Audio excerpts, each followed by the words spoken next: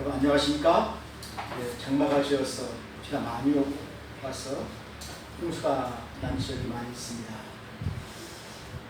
하나님께서 우리 교회를 이렇게 지켜주시고 우리 교회도 천장에서 비가 좀 샜는데 아직 괜찮은 것 같습니다. 아무튼 이재민들 빨리 회복될 수 있도록 하나님께서 그를 위로해 주시고 도와주시길 바랍니다. 네. 오늘은 사도행전 4장에 나오는 베드로의 세 번째 설교입니다. 베드로 첫 번째 설교에서 너희들이 죽인 예수를 하나님이 다시 살리셨다. 그러니까 너희들이 회개하고 주 예수를 믿으라. 그리하면은 하나님이 너희의 죄를 다 용서하시고 너와 내 가족을 다 구원해 주실 것이다. 그렇게 설교를 했습니다. 그리고 두 번째 설교에서는 안진뱅이가 성전 문 앞에 서 있었는데 베드로가 예수의 이름으로 안진뱅이를 일으켜 세우셨습니다. 그리고 거기에 설교를 했는데 성령님께서 예수님의 이름으로 이 병자를 나타내셨다. 그래가지고 거기에서 많은 사람이 믿게 되었습니다. 거기에서 베드로가 예수님의 부활을 이야기했어요. 예수님이 십자가에서 너희의 죄를 위하여 죽으시고 다시 살아나셨다. 하나님이 그를 살리셨다. 사랑하는 성도 여러분, 이 복음의 소식을 예루살렘에 있는 많은 백성들이 듣고 믿었다는 것입니다. 하나님이 보내신 메시아를 하나님이 구약 성경에 예언된 대로 그가 십자가에서 우리의 죄를 위하여 죽으시고 하나님이 그를 다시 살리심으로 그가 부활하셨다. 다윗이 예언했던 대로 주의 거룩한 자로 썩임을 당치 않게 하시리라는 그 말씀이 이루어져서 그가 부활하였다. 하나님 살리셨다는 것입니다. 사랑하는 성도 여러분, 이 복음의 소식을 듣고 백성들은 믿었습니다. 나의 죄를 위하여서 하나님이 예수를 보내셨는데 우리가 그를 십자가에 못 박아 죽였다. 가슴을 치면서 회개하면서 예수님을 주로 믿게 되었습니다. 그런데 십자가에 못 박은 사람들이 있는데 대제사장들과 서기관들과 바리새인입니다. 또 산헤드린 공의입니다. 산헤드린 공의는 70으로 되어 있는데 국회예요. 법을 만들고 법을 집행하는 판사와 검사들로 다 되어 있습니다. 국회예요. 회의를 하는 사람들입니다. 이 사람들은 예수님을 죽이기로 결의를 하고 예수님을 십자가에 못 박은 사람들이죠. 그래서 예수님을 이단으로 정죄를 하고 예수님을 죽였는데 예수님이 다시 부활했다고 하니까 죽은 자 가운데 다시 살아났다고 하니까 이 사람들이 분하여서 제자들을 체포하게 되는 것입니다. 그래서 제자들을 체포해가지고 감옥에 가두게 되었습니다. 왜냐하면 예수 안에 죽은 자의 부활이 있다고 백성들을 가르치니까 이 산헤드린 공의원들 중에는 부활을 믿지 않아요. 부활을 믿지 않는 사람들이 많이 있습니다. 그러니까 예수 안에 죽은 자의 부활이 있다고 가르치니까 그것을 싫어했다는 것입니다. 사두개인들은 영혼만 우리가 하나님 앞에 가지 육체는 그냥 썩어서 없어진다. 부활이 없다. 근데 여러분 예수님께서 말씀하셨잖아요. 내가 사흘 후에 다시 살리라. 또 구약에 있는 선지자들이 다 부활을 얘기했잖아요. 아브라함도 부활을 믿었잖아요. 이삭을 죽이면 내가 다시 하나님이 이삭을 다시 살리실 것이다. 부활을 믿었잖아요. 다윗도 부활을 믿었잖아요. 그래서 성경에 보게 되면은 예수님이 사흘 후에 다시 살 것을 예언하고 있어요. 그런데 이들이 성경을 잘 모르니까 부활을 싫어했다는 것입니다. 근데 그날 베드로의 설교를 듣고 예수를 믿은 사람이 5천 명이나 되었어요. 엄청난 거죠. 그러니까 이 사두개인들이 또 이 사내들인 공의에 있는 그 의원들이 누구를 무서워합니까? 백성들을 무서워하게 되는 거예요. 그래서 이 백성들에게 다시는 예수의 이름으로 예수님이 부활하였다. 예수님의 이름으로 너희들이 전도하지도 말고 예수님의 이름으로 병자를 고치지도 말고 아무튼 예수의 이름으로 아무것도 하지 말라고 선포하고 또 경고를 하게 되는 것입니다. 사랑하는 성도 여러분, 예수님이 어떤 분이십니까? 하나님이 보내신 하나님의 아들이시잖아요. 그 아들이 우리를 위하여 다시 부활하셨는데 이 부활의 사건을 이 사람들은 은폐하려고 했습니다. 이 부활을 전하지 못하게 하였습니다. 그걸 전하면 많은 백성들이 믿으니까 자기들의 죄가 드러나지 않겠습니까? 그래서 여기 6절에 보게 되니까 대제사장 안나스와 가야바와 요한과 알렉산더와 대제사장의 문중이 다 참여하여서 사도들을 가운데에 세워놓고 묻게 되는 거예요. 너희들이 무슨 권세와 누구의 이름으로 이 일을 행하였느냐? 안진뱅이를 일으켰느냐? 그때 베드로가 성령이 충만하여서 그 사내들인 공의 앞에서 설교를 한 것입니다. 그때 베드로가 뭐라고 했습니까? 내가 예수의 이름으로 이 안진뱅이를 일으켰어. 그가 걷게 하였는데 이 안진뱅이가 걷게 된 것은 내가 한 것이 아니다. 내 안에 있는 예수님이 한 것이다. 내가 예수님의 이름으로 이 안진뱅이를 이렇게 세웠는데 너희가 십자가에 못 박고 하나님이 죽은 자 가운데서 살리신 나사렛 예수의 이름으로 이 안진뱅이가 걷게 되어서 건강하게 되었다. 그러니까 예수님이 살아나셨지요. 예수님이 부활하신 거예요.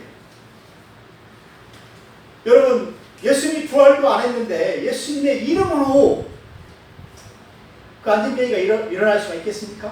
건강해질 수가 있겠습니까? 없지요. 그래서 예수님께서 부활하셨다는 것을 거기에서 증거하게 된 것입니다. 그러면서 또 베드로가 계속해서 이야기합니다. 이 예수는 너희 건축자들의 버린 돌로서 집 모퉁이의 머릿돌이 되었느니라. 사랑하는 성도 여러분, 이것은 시편의 118편 22절에 다윗이 예언한 것인데 건축자들이 버린 돌이 있어요. 왜 버렸겠습니까? 크기가 좀 안 맞다든지 쓸모가 없다든지 또 자기 생각에 이 돌은 버려야 되겠다. 아무짝에도 이렇게 건축에 쓸모가 없을 것 같다. 그래서 건축자들이 버렸다는 것입니다. 그런데 그 돌이 어떻게 되었습니까? 모퉁이의 머릿돌이 되었느니라. 여러분, 머릿돌 보셨나요? 모든 건축을 하게 되면은 맨 나중에 그 머릿돌이 있잖아요. 거기에 뭐가 있어요? 건축한 그 날짜가 다 있고 누가 건축했는지 다 있고 역사가 기록이 다 있잖아요. 그래서 집을 지을 때에는 이 머릿돌이 가장 중요한 거예요. 머릿돌. 그 집을 지을 때는 이 머릿돌에서부터 시작합니다. 머릿돌을 딱 놓고 거기서부터 좌우 세로 높이 다 깨치어서 집이 건축이 되는 거예요. 이 머릿돌을 어디다 놓냐에 따라서 동양이냐 남양이냐 북양이냐 이렇게 다 되게 되는 거죠. 그런데 하나님이 건축자들이 누굽니까? 유대인들이죠. 대제사장이죠. 그 사내들인 공의원들이 예수님을 다 버렸잖아요. 처음에는 예수님을 환영했어요. 왜냐하면 예수님이 막 하는 일들이 많이 있잖아요. 오병이어로 천명을 먹이기도 하고, 또 예수님이 예루살렘에 입성할 때 얼마나 많은 사람들이 따랐습니까? 호산나, 저 높은 곳에 앉아서 우리를 다스려 주십시오. 이방인들 다 몰아내고 왕이 되어 주십시오. 그렇게 막 소리를 질렀잖아요. 근데 예수님이 나중에 어떻게 했습니까? 이것은 나중에 재림할 때 해야 할 일이고, 지금은 내가 백성들을 위하여서 대속제물로 죽어야 된다. 속죄제물이 되어야 된다는 것입니다.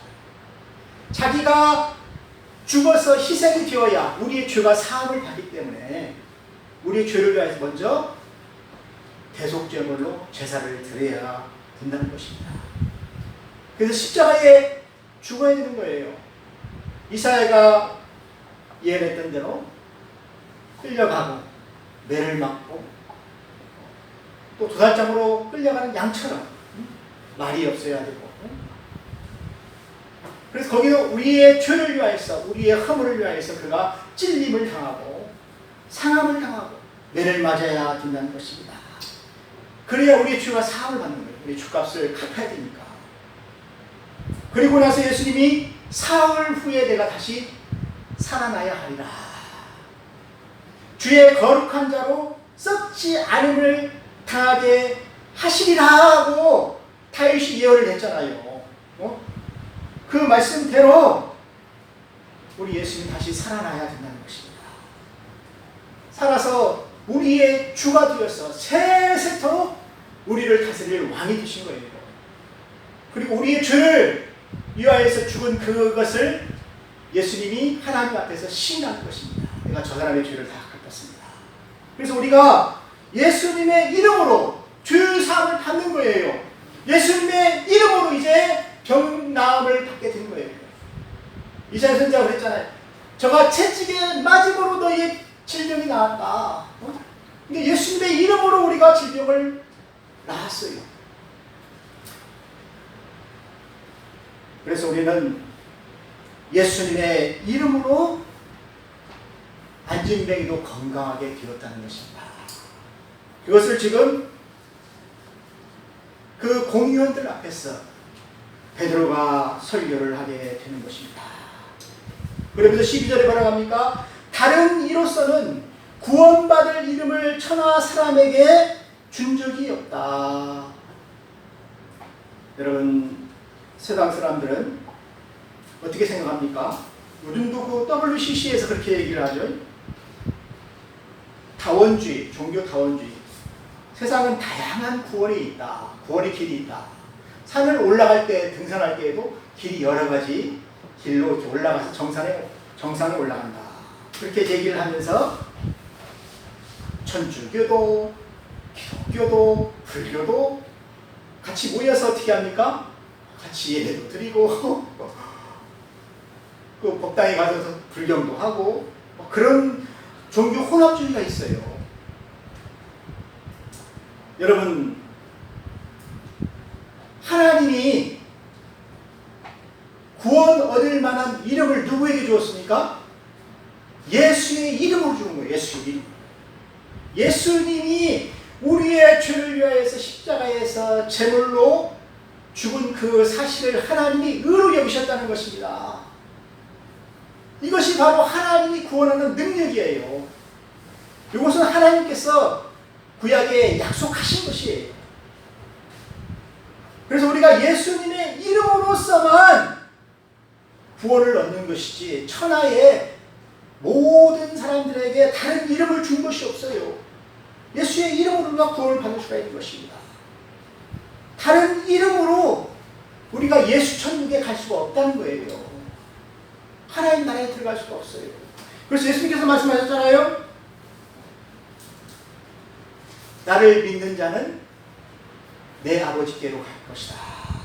나는 길이요, 아버지께로 가는 길이요, 진리요, 생명이니 나로 말미암지 않고는 아무도 아버지께로 갈 수가 없다라고 예수님께서 그렇게 말씀하셨지 않습니까? 사랑하는 성도 여러분, 그래서 우리는 예수님의 이름으로 구원받은 것을 감사해야 돼요. 그리고 예수님의 이름으로 많은 사람들이 구원받게 해야 돼요. 지금 베드로가 지금 그 일을 하고 있잖아요. 다른 이름을 우리에게 주신 적이 없다. 예수만으로 우리가 구원을 받을 수가 있다. 여러분 잘 한번 생각해 보세요. 장경동 목사가 그런 설교를 하더라고요. 어떤 사람이 산에 올라가서 막 한 10년 동안 돌을 닦았어. 산신령을 만났더니 뭘 신에 이렇게 확 씌었어요. 그럼 이 사람이 나는 신이다 그렇게 말할 수 있나요, 없나요? 말할 수 없죠. 사람이죠. 사람이 어떻게 신이 됩니까? 불교도 마찬가지예요. 석가모니가 온 세상에 돌아다니며 돌을 닦았잖아요. 돌을. 그래서 깨달았잖아요. 보르수 밑에서 그 별이 이렇게 지나가는 것을 보면서 시간이다, 시간. 생로병사는 시간이다. 깨달음을 얻었잖아요. 그래서 거기에 불법을 다 쓴 거예요, 자기가. 인생의 생로 번학을 다 깨달아서 그걸 쓴 거예요. 그렇다고 해서 석가모니가 신이 될 수는 없죠. 석가모니가 모든 것을 창조한 것은 아니잖아요. 우리를 창조한 것은 아니잖아요. 이 세상을 창조하신 분은 누굽니까? 하나님이세요. 태초에 하나님이 천지를 창조하시니라. 또 우리를 만드신 분이 누구십니까? 하나님이세요. 석가모니를 만드신 분이 누구십니까? 하나님이세요. 그분이 신이 될 수가 없는 거예요. 근데 예수님은 다르잖아요. 예수님은 하나님의 아들로 오셨잖아요. 성령으로 하나님이 보내신 아들이잖아요. 신이시잖아요. 그분에게 신적인 능력이 있습니다. 그분의 말씀 하나로 어떻게 합니까? 귀신들도 떨잖아요. 그분이 말씀하시면 바다도 찬양하잖아요. 풍랑도 찬양하잖아요. 그분이 말씀하시면 하늘에서 떡이 내려서 5,000명이 먹잖아요. 바다를 걸으시잖아요. 하나님의 아들이시기 때문에 그런 것입니다. 그리고 그분이 마지막에 행하신 것이 무엇입니까? 죽음에서 부활을 함으로 말미암아 하나님의 아들이신 것이 증명이 되었잖아요. 지금까지 사람들 중에 부활한 사람이 있습니까? 하나님의 아들이신 예수님만이 부활을 하셨어요. 그래서 천하에 구원받을 만한 다른 이름을 우리에게 준 적이 없어요. 그래서 우리는 예수님의 이름으로만이 구원을 얻기 때문에 예수의 이름을 전합니다.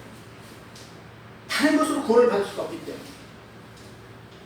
나머지는 다 사기를 당하는 것이죠. 속는 거죠. 마귀에게 속는 거죠. 사랑하는 성도 여러분, 여러분들은 이 신앙을 꼭 지키시길 바랍니다. 여러분, 제자들에게 공의에 있는 사람들이 경고한 것이 있어요. 하지 말라고 한 것이 있어요. 예수의 이름으로 말하지 말라. 예수의 이름으로 가르치지도 말라. 예수의 이름으로 무슨 일도 행하지 말라.